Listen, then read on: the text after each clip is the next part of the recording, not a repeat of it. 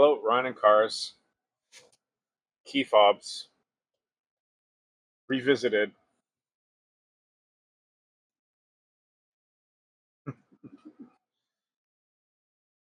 So yeah, I have a couple of Dodges, well, Stellantis products in my driveway. Um, my actual first Dodge purchase was a Dodge Hornet, and when I signed papers to buy it, it was kind of hurried. It was late at night.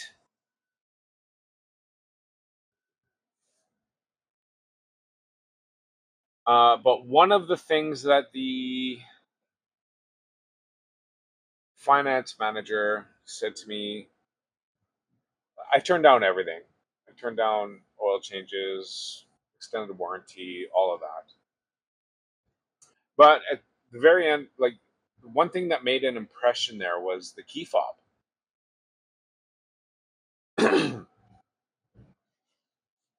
And when she talked about the key fob, she brought this up, and the key fob for the Hornet that I bought at the time was like 950 something dollars. I don't remember. It was a slick dealership, and any way they can monetize, they would. This is in Victoria. It's Harris Dodge. Be careful.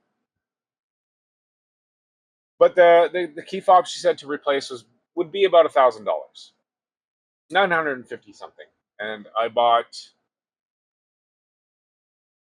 an insurance. Like I did get two key fobs when I bought the car. But as a result of that talk, I actually bought a protector for my car key fob off of Amazon. No, I'm not sharing the link. I actually don't care. Do what you want. I really don't care. However, I only bought this because I had the regular key fob in my pocket for almost a month, and it was started getting filled with dirt and debris, stuff that I put in my pocket. Right. Not only that, but I would constantly press the buttons here and there. So I bought this protector. I think it was $20 on Amazon, 25. I'm not selling the key fob protector. What I am going to say is that this morning I drive, well, we'll just say three. We'll just say three. I have the Dodge Hornet, which is this key fob. I have a Jeep Cherokee Trailhawk with the same key fob. And I drive mostly Dodge Sprinter vans for my job, as one of my jobs. And this is that key fob. Yeah, let me show you. See, there's just a little plastic thing that broke. So I dropped this key fob this morning, and this little thing broke.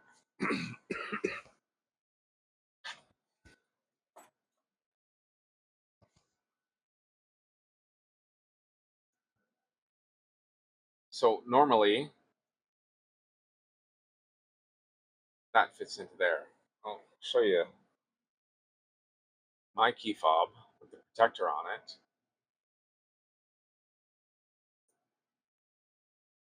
Now I'll show you this one again. This little plastic ring thing actually broke. I have it in my pocket. We're trying to figure out a way to glue it. Now, here's the story. I bought my car. They told me my key fob was going to be $1,000, give or take. I'm like, yeah, okay, I get it. Key fobs at this point do certain things because previous to that car, I owned a BMW and you could roll down windows. There was all sorts of things you could do with the key fob. With the Dodge key fob, you actually can't do any of that stuff.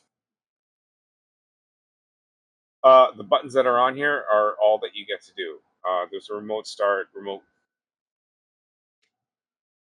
start, remote lift gate, lock, unlock.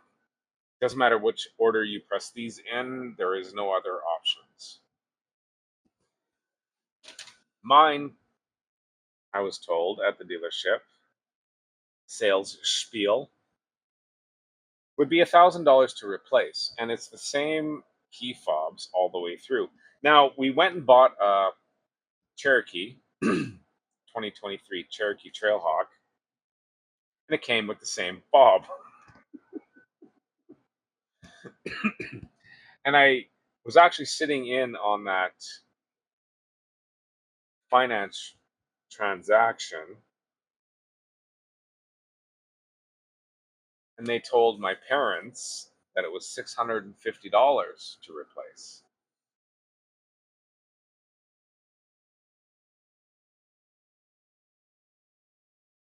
for the same key fob. Now, for this Dodge Sprinter, it's a little bit different. But here we go. There's this little plastic, and this one broke this morning.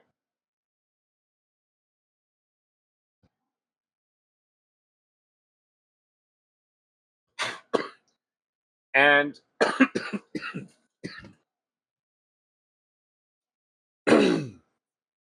it's shady stuff like this. It's in the details that people pick up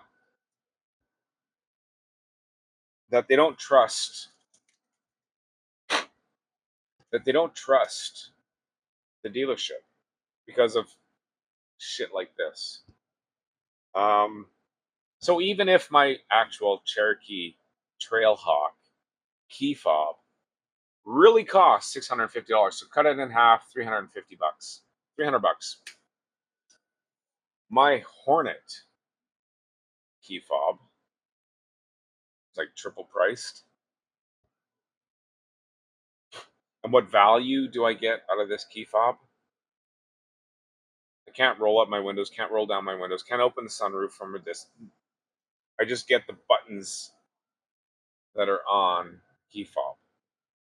I know the Alpha is actually a nicer key fob, and you can roll down windows and stuff like that. And we were hoping, as Hornet owners, that it would transfer, but it didn't. And we're still being charged $1,000 a key fob. $1,000 Canadian, whatever that is in American, $750 or something. I really don't care. I'm just saying it's too much money. I think it's a waste of time. I think it's a waste of money. And I think you're being fleeced at the dealership when you're asked that question about the key fob. Because now, what do I do? For them to fix this little plastic thing that broke off, I actually have it in my pocket. I've said that before. They will want to replace the entire key fob at whatever price they deem suitable.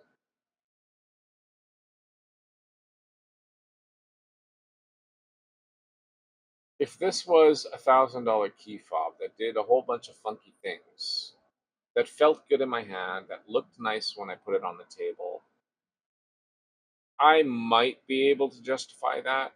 I remember Porsche had the actual car shaped in the key fob. And this is just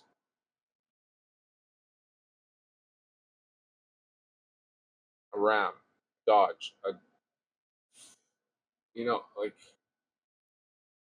sick of it. Shady dealership, shady man. Like, this is why I do not like domestics. They do not care about their customers. They do not care about you. They do not care about you. I don't care what argument you put in the forum. They do not care about you. European, they will actually give you a little bit of substance to what you're buying. Domestics consistently trying to fleece you for your money based on their name, because they think they have brand loyalty to you. And you can say that about every company, but I think domestics are at the bottom of the barrel. This is my bias. This is my bias that I keep talking about, that keeps coming up in these videos, and I see it all the time. And whatever you're paying, it's too much. It's always too much for a domestic, especially when they're trying to price it equal to some European or Japanese thing that is far better. Far better. Not going there. Not going there. I'm going to end the video here. Thank you for watching. It's a quick one. Like, subscribe. If you're new, I talk about car stuff. This is one of them. Stick around, maybe. Or hit another topic that you like. Oh, the bell for notifications. All right. I'll see you on the next one.